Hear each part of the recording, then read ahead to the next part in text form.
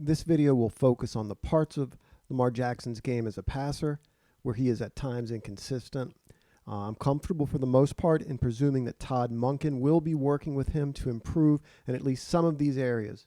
Some of these things include, number one, is pre-snap anticipatory reads that are based on formation and film study. Number two, post-snap confirmation of his pre-snap reads. Number three, less predetermination to a receiver. This is very often Mark. Number four, taking what the defense gives you early, particularly on first down, getting footballs out to the running backs in the flat, not hanging onto the football. Number five, hanging in the pocket, being speedier through his reads. Six, more precision and subtlety on play action, particularly from under center. The last two involve more of the backfield working together and are not particular to the quarterback. Some of the first three or four, at least, that I mentioned are going to overlap within the same play. We understand that Lamar is to be afforded more freedoms at the line of scrimmage to audible based on pre-snap looks. This new freedom will come with a heavy responsibility to more consistently and fully understand coverages pre-snap and grasp completely each route being run with more consistency.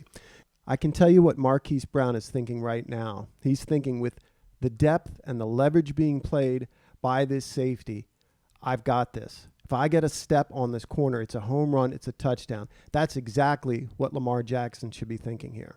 In this particular play, Lamar should understand that they have the Steelers in a bad defensive call. There is no way this safety, who is keying on number two, Mark Andrews, is going to make it over the top to help out if Marquise runs a deep route. It is an example of Lamar being married to this call and not reading the defense at all. We'll watch the play.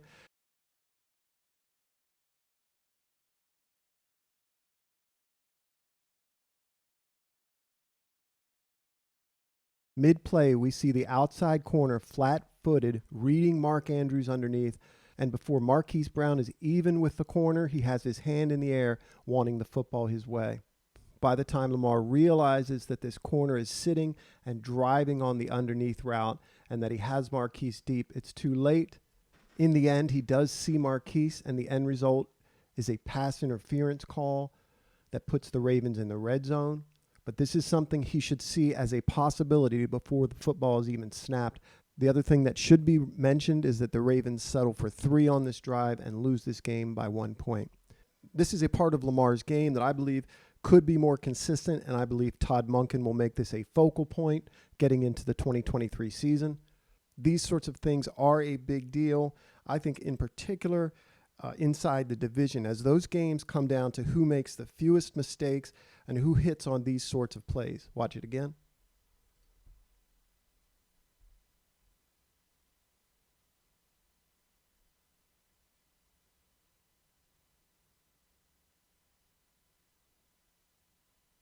There are times when Lamar leaves an essentially quiet pocket too soon. This is an iffy proposition because I'm certain there are plenty of times he's left a quiet pocket and picked up a big gain. But I believe Todd Monken is going to ask him to hang in the pocket, go through his reads, and run as a last resort. The Ravens are going to try to swing the back to this side and run a screen to him. You can see the DN split that way once the ball is snapped. Lamar looks left, trying to influence coverage, comes back, decides better of it, and then immediately pulls the football down again and essentially clean in the pocket. We'll look at this play from above. We'll run this play. You'll see there is an attempt by the Ravens to out-leverage the Bengals 4-3 field side with this screen. Lamar thinks better of that throw, probably a good move, but then immediately pulls it down. You'll notice that these crossing routes or these switch to the outside really confuse the Bengals, as does this little sit route run by Mark. It really freezes this defender. There's time in the pocket now. You can see Lamar's pulled the ball down, is looking to run. I'm certain he's aware to this point that most of the weight in terms of the Bengals defense is to this side, and he's thinking to run opposite that. But you'll notice, again, that confusion. They get this DB turned around. Still a clean pocket. I'm just going to move it slowly. Right there. He should be manipulating the pocket. And he's got a receiver wide open downfield. Additionally, he's got a shot to hit Mark at the sticks earlier. But on this play, and I think it's a mistake, When he doesn't have the screen, he immediately pulls the ball down and takes off. And as I said, this is dicey because he can make magic out of this. In this case, he takes a sack. Monken is going to watch these sort of plays with Lamar, have him understand each route, and drill the idea of him not leaving the pocket clean. Watch it again.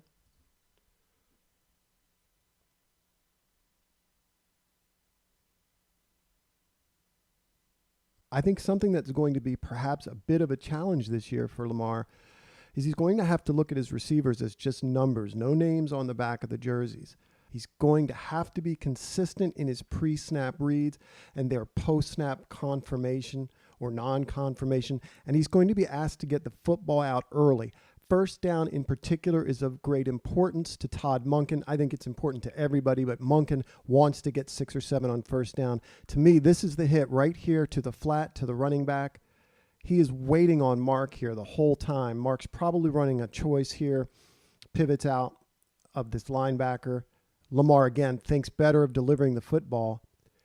But notice he's got stuff open to the flats. He's even got Duvernay here a little bit later, but he's in a clean pocket here. He's still in a clean pocket where he could find Duvernay. I realize this is Ricard, but he has Ricard in space early, along with Dobbins opposite. He's locked on to Mark. And again, he leaves a quiet pocket. We'll look at it from the end zone angle, but I don't believe he takes his eyes off of Mark. Let's watch his helmet off the ball. Okay, he's checking Bateman, but right now, when he sees this linebacker drop to Bateman, underneath Bateman, he should hit the flat.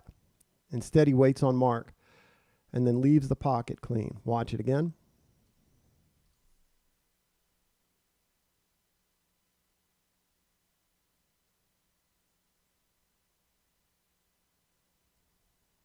I want to talk about the Ravens and play action a little bit. I do think this is something that Monken is going to drill down on, Lamar and the backs, to make it as convincing as possible. I do think to this point it's been largely perfunctory. I don't think it's been that effective, particularly under center. We'll watch this play. Nobody really bites on that. Even though you see a jump set from the offensive line, that really should be more effective.